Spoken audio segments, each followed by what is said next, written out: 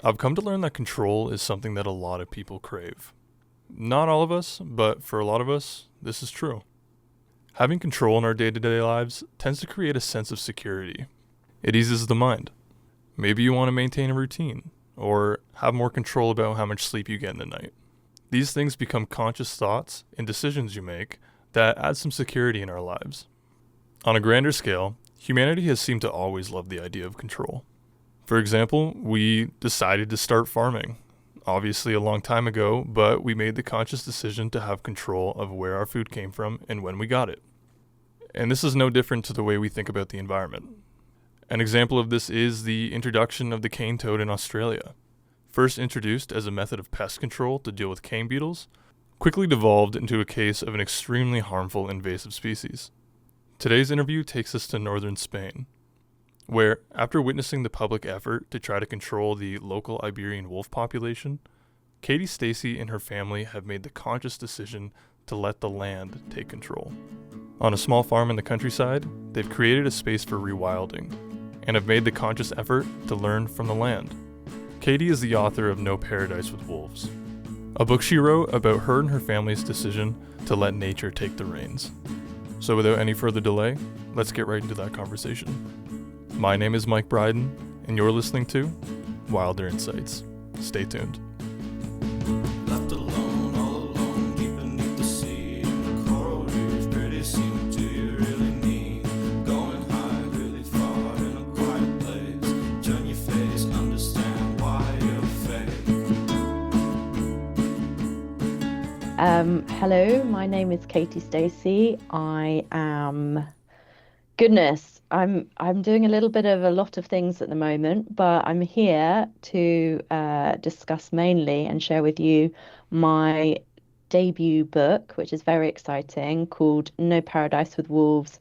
And it's all about our journey in finding an old, dilapidated dairy farm in northern Spain in a beautiful place called Asturias.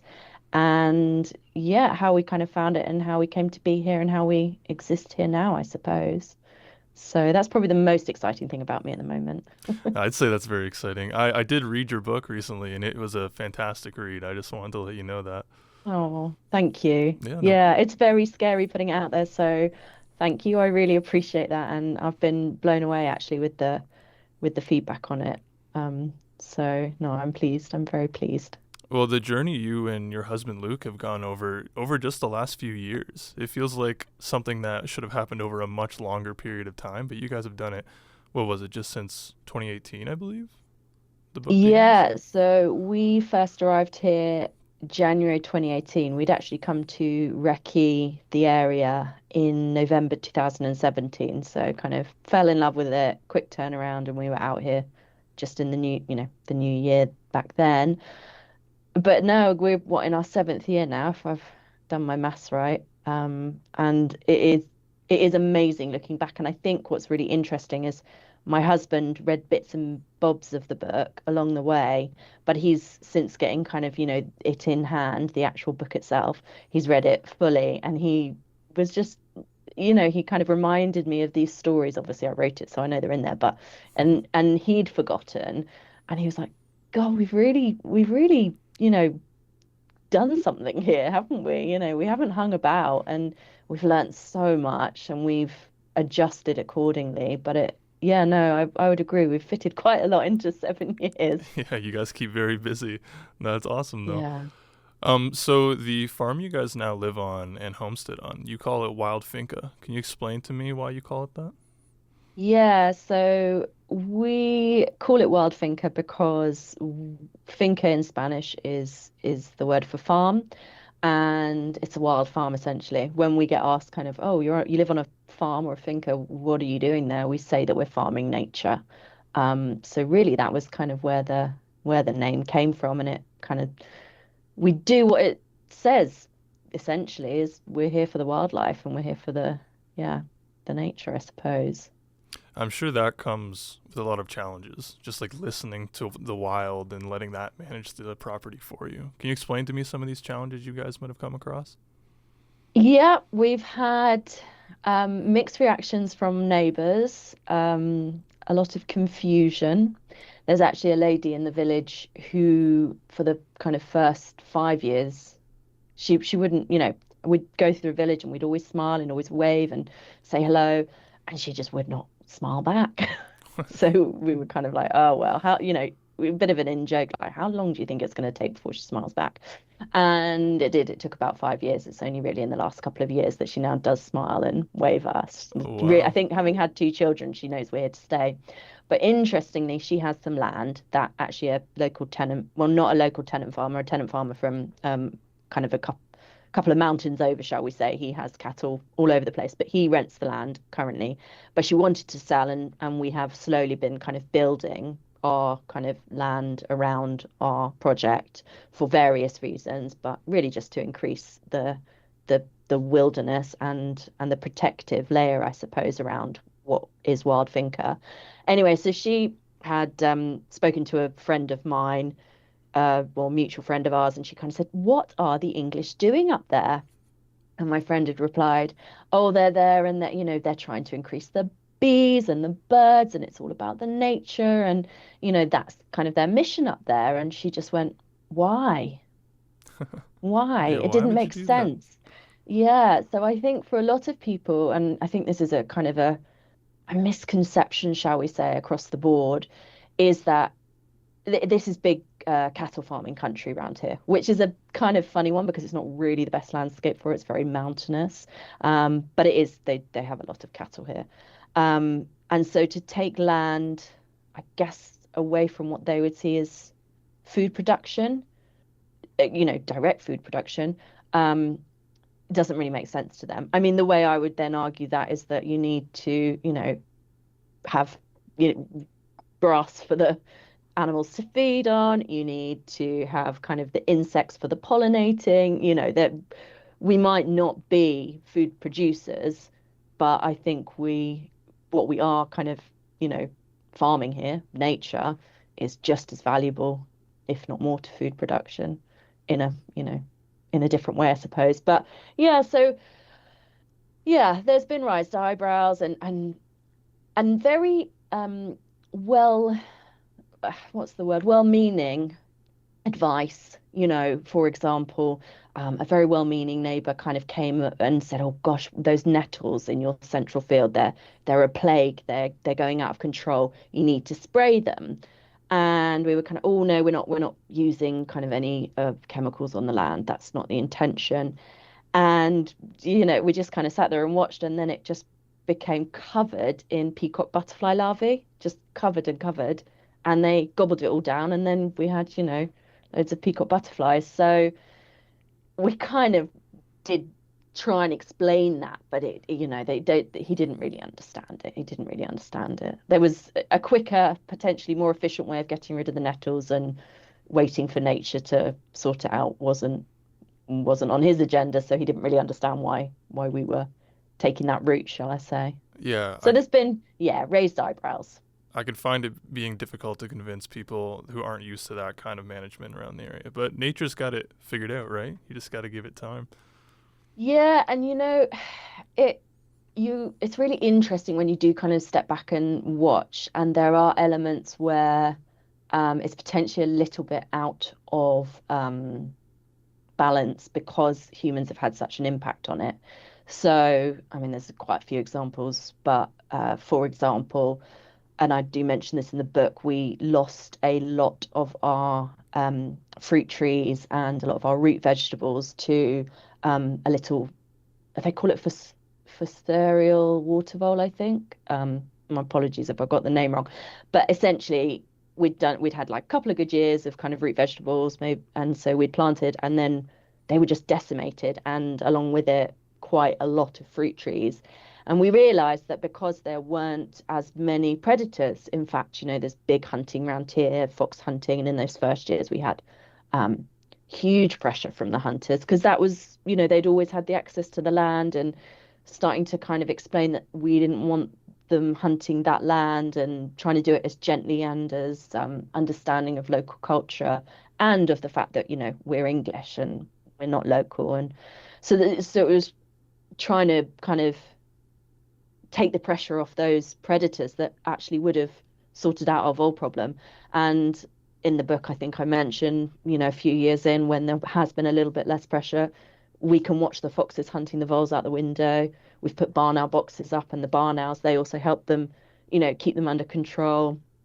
So, yeah, nature's got it figured out, but certainly at times you have to play a role as well, and yeah, let it take the reins back in a way as well. In I your book, suppose. you mentioned this fox that you and your family would watch over some years, and it was just a local resident on your property, and it broke my heart when you guys mentioned you found it passed.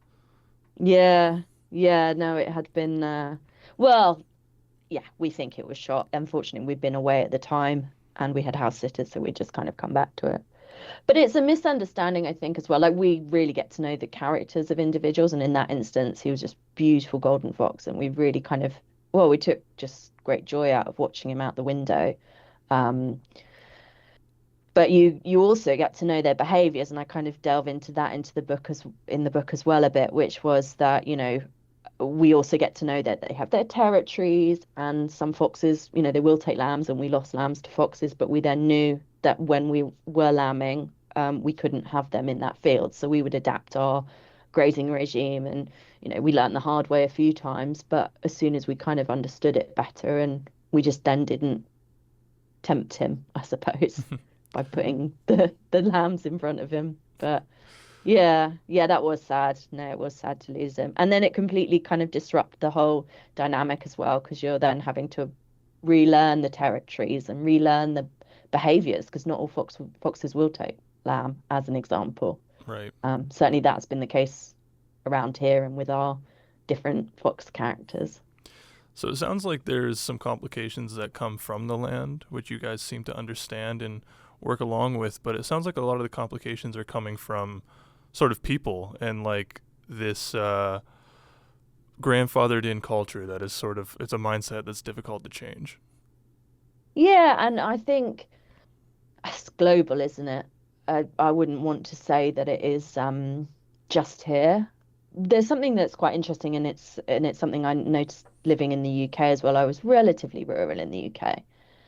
There's this idea that kind of the farmers are the custodians of the landscape, and that people who don't then live in these kind of wilder places, this idea that they don't really understand how it works. But actually, I think because farming has become obviously so industrialized, actually, people have lost that connection. So even the people who are supposed to be the custodians of the land, they've lost the understanding of how the land actually works. That's a very broad statement to make, and of course that doesn't apply to everyone, but I do think that there is this disconnection, because it becomes like your livelihood, and I think for a lot of people, we're very careful not to say that we're farmers, because we're not, and therefore we're not really in a position to tell farmers how to do it, because we haven't necessarily done it ourselves. But I think when it becomes your livelihood, and it can be a very difficult livelihood, you are just trying to earn money, and therefore it can be a hindrance in the short term. And if you don't understand it, yeah, I can imagine it can, yeah, it's a difficult relationship. There's no two ways about it, I suppose. It's also got to have something to do with scale, I can imagine. Like these massive industrial farms, you're creating a product almost. Like you guys, you're sort of a smaller scale. The produce you grow, it's mostly for your family, I would imagine, right? Yeah, I mean, it really only on the odd occasion, it's lovely, for example, the other day a neighbor of us picks lemons for us, and we drop off, a dozen eggs, sort of thing. So on a very small scale, we do a little bit of bartering with neighbors, but or gifting, but no, we don't produce enough beyond ourselves. We really do kind of say that we produce for ourselves and then for the wildlife. Enough, for example, the raspberry beds, we always make sure we do enough, because we just got to beat the blackbirds or something, but Right. there is always enough. Yeah. Can we talk about the title of your book, No Paradise with Wolves? How do wolves play a role in Wild Finca? Yeah, no, and I'm glad you asked because I got a lot of. I knew it was gonna, what should we say? I knew it was going to confuse people, make them sit up and because it's not how we feel about things, right? It's the complete opposite statement of our take on it. But Right. the title "No Paradise with Wolves" actually came from a bumper sticker on a car.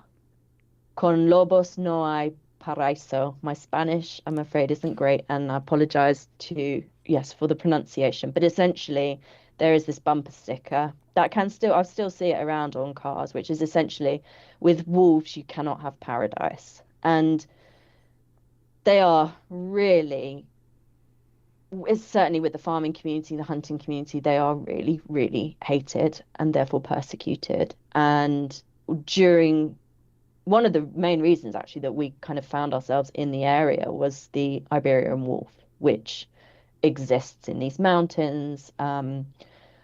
And we were very excited by it. And so when we first arrived, we were just on a mission to kind of learn more about it. When my husband and I arrived, we were kind of we would create, well, we made documentaries and we were conservation kind of and wildlife and natural history storytellers, shall we say. So we would kind of go and tell a story either on a conservation success story, or we did stories on like the illegal wildlife trade and kind of published in BBC Wildlife magazine and Geographical magazine. And that was kind of before we came here. So it was in our kind of bones to find a species and try and find out its story and share its story. And for us, that was the Iberian wolf. But when we first kind of landed and started kind of, exploring, trying to get connections, we realized quite quickly that they were heavily persecuted and legally hunted. And in fact, the first time, and I write about this in the book, that we first had an opportunity to see a wolf, we'd been tipped off by a park ranger of a legal wolf hunt. We were lucky not to see it. I think that would have been a bit devastating actually to have seen it there. But I write all about this in the book about that first experience and finding it quite shocking that you had that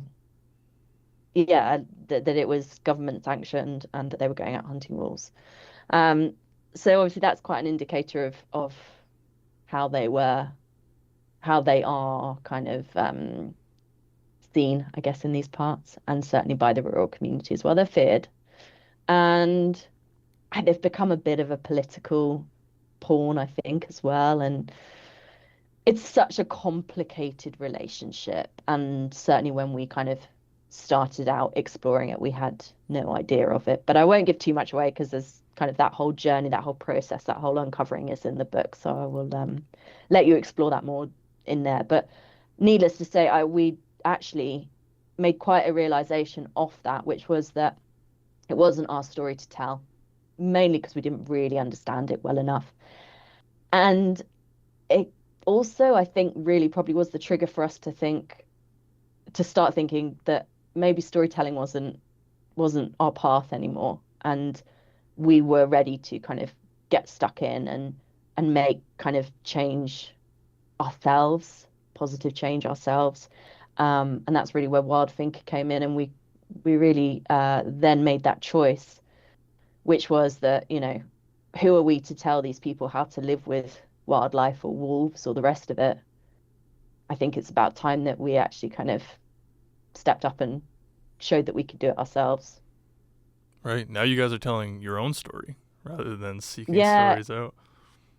true. And I think that's it. And that comes from such a different place as well. Like this is kind of lived experience, and these are conversations I've had, and they haven't always been easy conversations, but they've been people's truth, alongside our own existence as well, like actually being here and living it. Yeah. The demonization of wolves is a story as old as time, right? Like in fairy tales, it's even from childhood, you're told that wolves are scary, wolves are big and bad. I'm calling to you from British Columbia today, and even here, we do wolf calling, and even that's a very political topic. Yeah, and look, I get it, and I get when your livelihood is threatened, or you feel threatened, or I mean, that's arguable. I hear all sorts of intriguing, and I tell some of them in the book, but intriguing stories of people feeling threatened by wildlife when actually you would be so unlucky. You are much more likely to, be in a car accident or what have you, but for some reason, or attacked by a dog, and actually that's the other interesting thing is a lot of these attacks are by feral dogs. So yeah, it's just complicated, isn't it? And I think to do kind of even just a conversation on it now, I don't know if you'd do it justice, would you? But yeah, the world over, when actually they are actually quite, they're loyal creatures, and there's actually a lot. We have a lot in common with wolves, I think, as well. Yeah, Maybe that's why socially we and don't like them. yeah, Yeah, yeah. yeah. I don't know. It's Perhaps they're a mirror for us. it's really quite a treat to see a wolf. Like I'd say most people in their everyday life, like you probably never see one. So, but And you won't. yeah, We met guys here who were walking kind of every weekend, and they were like, "Oh no, that there's no wolves out there, and you'd never see them." And actually, if you know where you're looking and you're quiet, and there is a chance. But I think these guys were going out, they're walking, they're very loud. These animals don't want to see you. They're yeah, not going to put themselves in front of you. They're very, you know, they've learned, they've lived, like you say, they've lived along humans for their whole existence. So they've learned to avoid us to the best of their ability. Um, yeah, yeah. It is something special to see them though. So no. Well, that is a huge privilege. you said it best. This topic we wouldn't be able to do it justice here today. So Mm, I it's wanna vast. I wanna move on, and now that you're saying your and your husband's main priority is Wild Finca, I want to touch on the education you provide to people around you, and I believe you guys open your property up to PhD students for research, and I wanted to ask you what made you guys start that, and what is it that you guys learn from the land? Oh, lovely questions. We're really in the early beginnings of kind of opening it up. We have the University of Oviedo, they come for their field trip once a year. And we are in touch with them. We want to do some further studies and really document it better than we've been able to. Um, I feel like there is so much we can learn from kind of the transformation, but we don't necessarily have the skill set to really capture that. So it'd be really nice to further partner with them or, well, anyone else really. Um, we're we last year we started opening up to schools. So my son's class came, which was really lovely, and hoping to do more of that this year.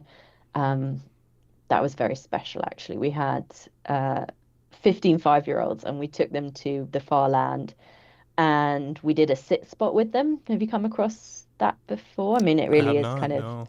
you just sit and you kind of keep quiet for a couple of minutes and you just listen out for what you can hear. And we kind of explained that we were going to do this to the teachers and they were like, kind of, yeah, right, good luck with Yeah, 15 with kids. 5-year-olds. Yeah. And they were just brilliant. They were just so absorbed in the surroundings. And the interesting thing about where we live is if you kind of do a 360 of us, we look incredibly wild and incredibly kind of remote. But actually, we are 5-minute drive from quite a buzzy little town. And but a lot of the kids in my son's class, they all live in flats. And so they don't really engage with nature really that often, even though they kind of live in the middle of these just astonishing, mountains and half an hour from the sea. Um, but yeah, they were brilliant and they're just so observant, aren't they, as well? So they were just hearing all these amazing things. And then afterwards they asked if they could do it again. And I just thought, oh, that's just more of this, please. So we're Yeah. going to try and do more of that essentially. But what have we learned? We were very lucky. We actually had friends of ours from the UK who are very good ecologists. In fact, the lady Penny Green, or the wife Penny Green, she was for a very long time head ecologist at the Nep Estate, which is a big, very well-known rewilding project in the UK.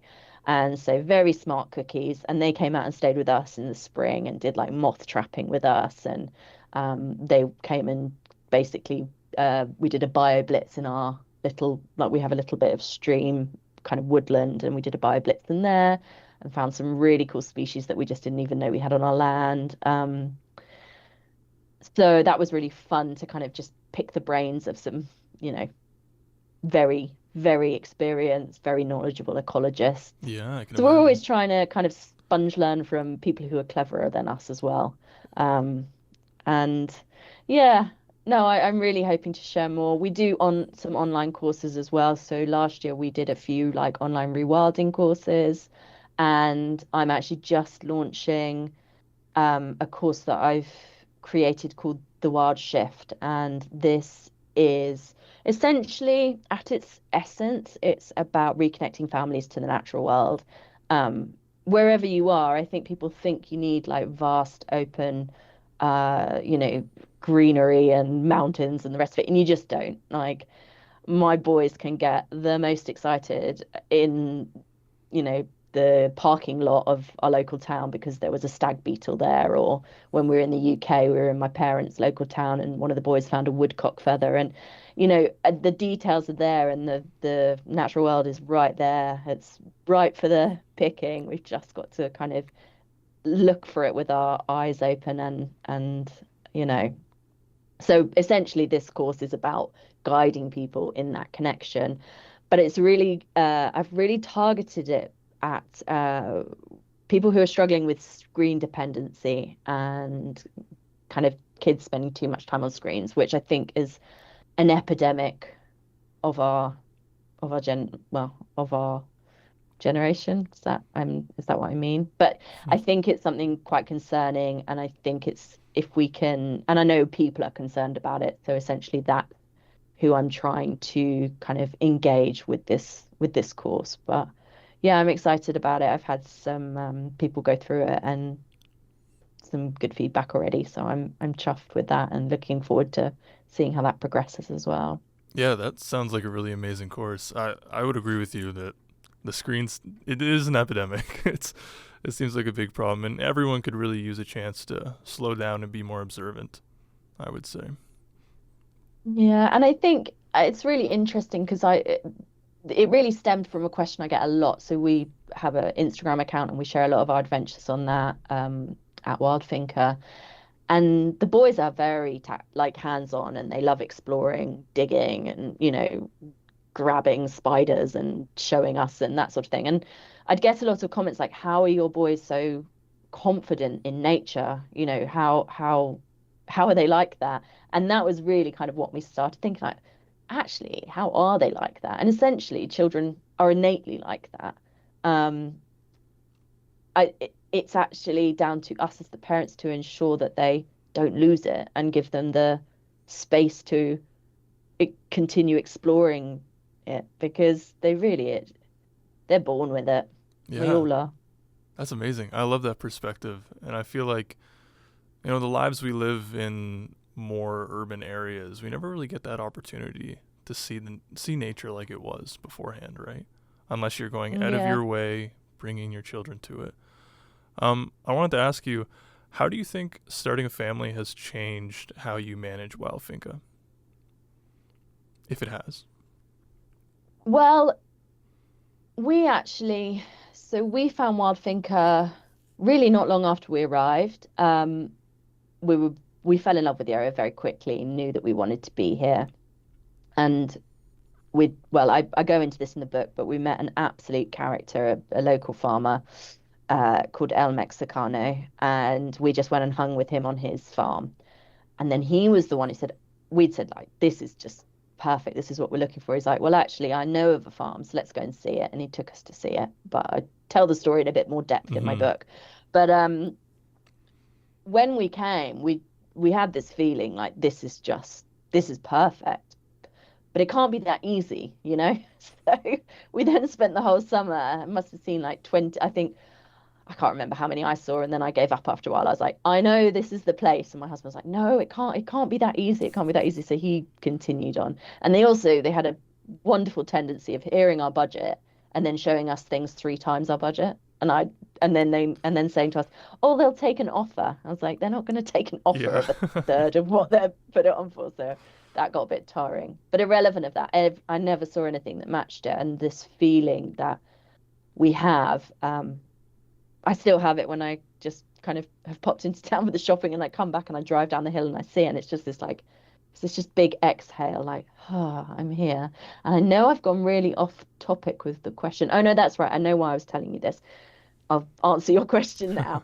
Um, which was that, so we found it very quickly. We bought it in the October of 2018, started planting trees, and kind of I go into all of this in the book. But my son was born the following July, and we moved in a month later. So it's not we've not been here without our boys. Well, Right. the older one, and then of course when the younger one came along. So I think management hasn't really changed because of them, if that makes sense. Maybe we've had to do less at times when they've been younger or what have you. Maybe we've been more hands off, but nothing has been like, well, because they're here, we are doing it this way. Um, oh, I might actually correct myself there. We have had to um, rehome certain animals because of the boys, and actually wanting to do education on the land. So we had an Astacon, a male's Astacon stallion, Okay. and he was young and he was very feisty. And in fact, he kicked Luke, came up to him and challenged him, and basically reared and kicked him. And after that, we were like, we can't have him on the land because if the boys got in there with him, or if we had guests, and then we had also an aggressive cow as well, which came after the book, because actually we don't have the cows in the book. The cows came later. But again, we had a situation where she was fine with Luke. He seemed to be the cow whisperer, but the rest of us, she just got challenging. It was really interesting behavior, actually. Right. But yeah, we had to rehome her. So maybe that's probably the only example, actually, where certain decisions on the land have been made for kind of safety of the boys and then wider general public as well. Well, I've got one final question here for you, if you don't mind. I would say for a lot of environmentalists, what you and your family are doing is kind of the dream, being self-sufficient, owning your own property, growing your own food, and making an environment for wildlife to come to you. Um, it's not possible for everybody to buy a large property in the countryside and make that happen. But would you have any advice to give to anyone that they could do that to their own yards and kind of change their lifestyle in that way? I was thinking about this not that long ago, actually, about this concept of like what is rewilding and what constitutes it. And I just think it's not just having land and yeah, doing what we're doing, because you're absolutely right. Not everyone can do that on the scale that we're doing. And the reason we came to Spain and made our choice to be here, I mean, the wildlife, obviously, but we could never have afforded to do this in the UK either. Like, so that is probably one of the factors that we were able to do what we're doing here. So I completely appreciate that not everyone can. But I think in whatever space you have, you can make it more welcoming for nature. That's just a given, whether it's putting out water, whether it's looking at kind of introducing local flowers or bushes, depending on obviously what side of land you've got. Even just little things like no mow May is something that they do in the UK. There's this obsession with cleanliness, go wild, let it go wild. Don't feel like everything has to be trimmed and neat. But I'm not sure when we became so obsessed with neatness, but actually just let it go a bit. Right. And then get involved. When my husband was growing up, he was involved in a local nature reserve as like I think 16-year-old he started. And they had something called work parties, and they would go to the nature reserve, and basically a load of volunteers would help in certain areas if they needed, in the autumn, bit of kind of cutting back or whatever was needed. So I think there's opportunities to just go and muck in with other people, like-minded people who are doing their bit as well. And there are lots of ways of doing it. And I just say be creative as well. Try new things. Is there a sidewalk that, I don't know, people are spraying with pesticides? Take a stand, go and see the council, tell them that's not okay.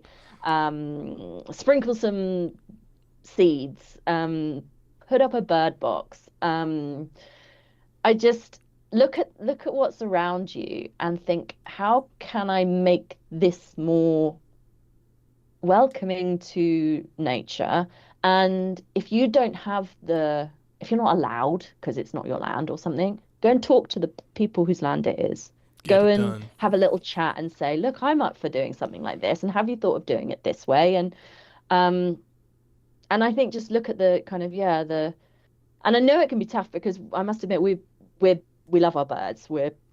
My husband is very knowledgeable about birds. I love just pointing out what they are and asking him what they are. So he, they get me very excited, but I don't always know what I'm looking at. Whereas he can hear it, singing and knows exactly what it is. He's like a walking field guide. He's one of those people. It's really handy to have him around. Absolutely. I'm always learning. And my children are actually now such sponges that they're better than me at kind of identifying birds as well, which is a bit of, I really should be better than I am, but terrible memory, and I just get very excited about everything. I can't remember where I was going. Oh, that's right. So we were kind of trying to find out if there was, like in the UK, you have the RSB and you have BTO and all of these bird organizations and charities. And we were like, right, let's reach out to them. Tell them what we're planning. This is what we're up to. And actually, why don't, see if we can collaborate with them, or maybe they could come and do some bird ringing for us, or they could help us in, get some bird studies started and the rest of it.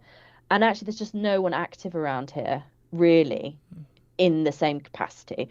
So we realized actually how, in terms of NGOs and wildlife kind of conservation NGOs, we're very spoilt in the UK, and we don't really have that same thing here.